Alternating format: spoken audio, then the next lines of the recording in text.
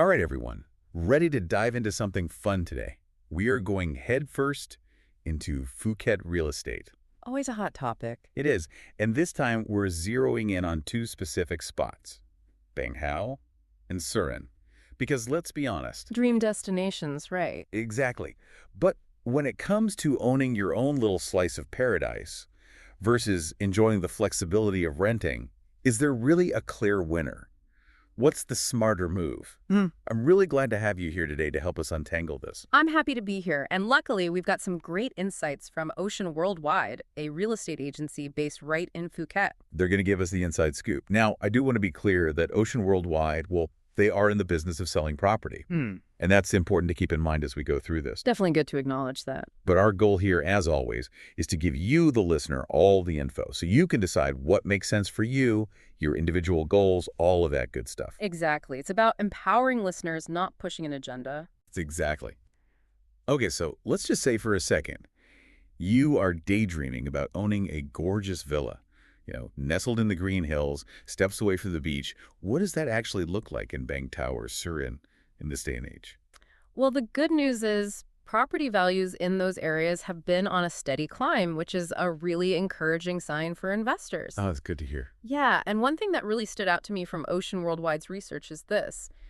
Phuket's tourism, it's booming, but it's not just about the masses anymore. Interesting. We are seeing more and more of those niche travel markets popping up. So ecotourism, luxury travel, stuff like that. So it's not about appealing to every single tourist. It's about catering to these, I guess, more exclusive groups. Exactly. And that plays a big role in the potential for rental income, right? Oh, I see where you're going with this. If you can tap into those growing markets, offer something unique, then you've got a real shot at some nice returns. So far, so good. Yeah. It does sound pretty tempting. Owning a place in paradise and having it basically pay for itself. Yeah. But let's be real for a second. Owning a property, especially somewhere that's a huge tourist destination, it's never as simple as it sounds. What are some of those potential hurdles buyers need to know about? That's where things get interesting, right? Ocean Worldwide, one of the first things they emphasize is the whole financing challenge. And this is especially true for foreign buyers. Ah, that makes sense. Yeah. It's not always so straightforward. Yeah, they often face steeper interest rates or a harder time just securing a loan compared to buying in their home country. So paradise comes with a bit of a financial asterisk. Kind of. You have to factor those things in, for sure. What else? What else do people need to be thinking about? Well, even once you have the keys to that dream property, those ongoing costs, they can really sneak up on you. Oh, okay. Like what kind of costs? So let's say you're thinking about renting the place out when you're not there. Yeah, makes sense. Those management fees alone can be anywhere from 20 to 30% of your rental income. Whoa. That's a pretty big chunk. So much for passive income. It's a business, right? Right. And like any business, there are expenses. You got to crunch those numbers carefully. And don't even get me started on community fees. Oh, right. Especially in those fancy developments. Exactly. Think about those beautiful pools, those perfectly manicured grounds. Someone's got to pay for all that upkeep.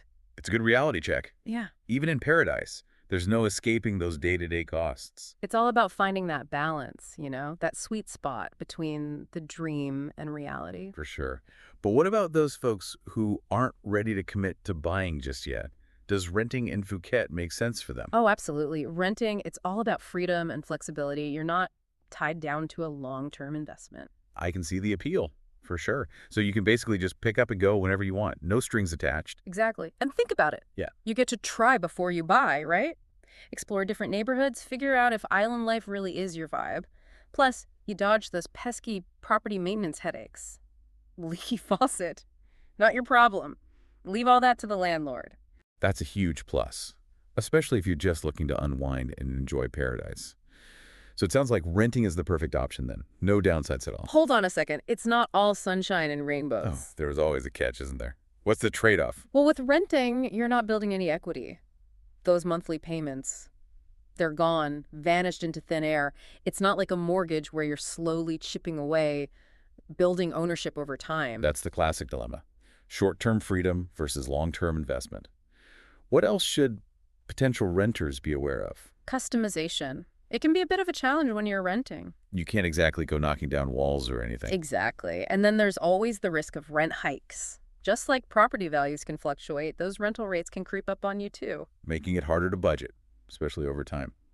Okay, so we've talked about the pros and cons of both buying and renting, but I want to know more about those insider tips from Ocean Worldwide.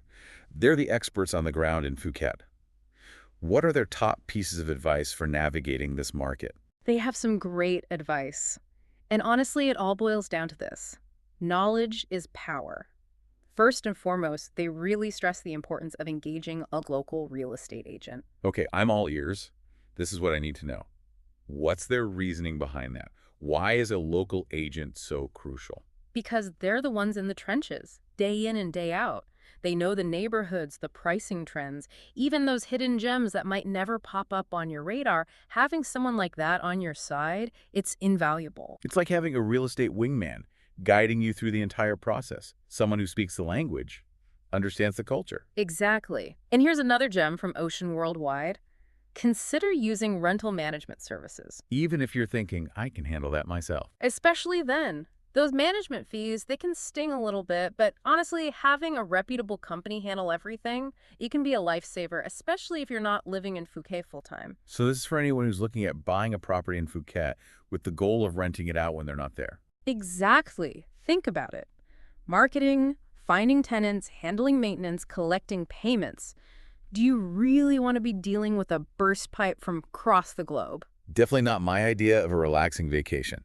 So it's about weighing those costs and the potential headaches against the convenience of potential higher returns. Makes sense. Okay, what other nuggets of wisdom do they have for us? They really emphasize this. Don't just assume that any property in Phuket is a guaranteed rental gold mine. Because it's a popular destination, people just assume. Yeah, exactly. But Ocean Worldwide says you really have to look at the specific area. I mean, are there actually enough tourists looking for short-term rentals in that exact spot? What are the typical rates people are paying? So location, location, location still rings true, even in a place like Phuket. 100%. And that leads right into their final piece of advice. Target high rental yield properties. Okay, I've heard that term before. Rental yield. But if I'm being honest, I'm not entirely sure what it means. Break it down for me. It's basically this. How much rental income can you realistically expect to earn on a property annually, shown as a percentage of what the property's actually worth? So it helps you see if the investment is going to be, worthwhile. Exactly. The higher the rental yield, generally, the better your return on that initial investment. So you might spend a bit more upfront, but But you have the potential to make more back over time, yeah? it's finding that balance, isn't it? The tropical dream and, well, the reality of making smart financial decisions. Absolutely. And listen, we've been talking a lot about Bangtao and Surin today, but Phuket's a pretty diverse island.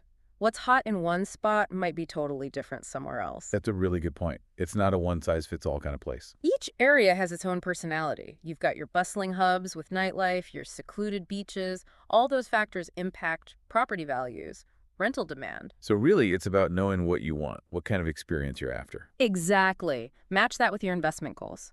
Whether you're ready to buy right this second or just dipping your toes in the water, information is key. That's the biggest thing I want listeners to take away from all of this. Knowledge is power, especially in a place like Phuket. Absolutely. And hey, who knows? Maybe someday we'll be sipping coconut water on your Phuket balcony, celebrating your successful real estate journey. That's an invitation I would love to take you up on. To everyone listening, keep dreaming, keep exploring, and keep diving deep. We'll see you in the next episode.